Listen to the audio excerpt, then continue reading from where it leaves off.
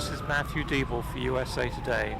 We are on Manhattan's Upper East Side at St. Ignatius Loyola Church, where the funeral is taking place for former Governor Mario Cuomo. In frigid temperatures in the low 20s and snow falling, hundreds of mourners all waited inside St. Ignatius Loyola for the casket.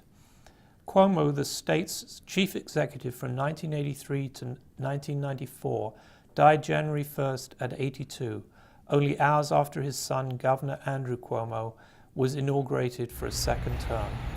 As police bagpipers played somber music, their hands reddened by freezing temperatures and heavy snow, Cuomo's casket was carried into the church.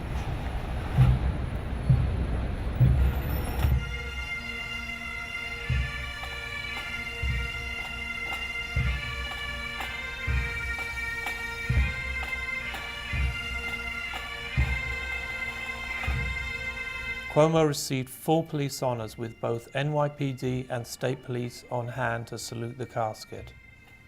Arriving last at the church were members of Cuomo's family, who traveled in black cars from a nearby funeral home on Madison Avenue, where a wake attended by Vice President Joe Biden was held the evening before. Andrew Cuomo, the current governor, eulogized his father as anything but a normal politician, adding that the immigrant son from Queens was always an outsider. That's what gave him his edge, he said. The former governor, who frustrated many Democrats by walking away at least twice from a presidential run and also turned down an opportunity to be nominated for a U.S. Supreme Court seat, was a leader whose politics were part and parcel of his beliefs, his son said. At his core, at his best, he was a philosopher, and he was a poet, and he was an advocate, and he was a crusader.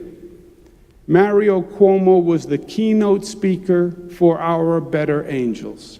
He was, Cuomo said, anything but a typical politician.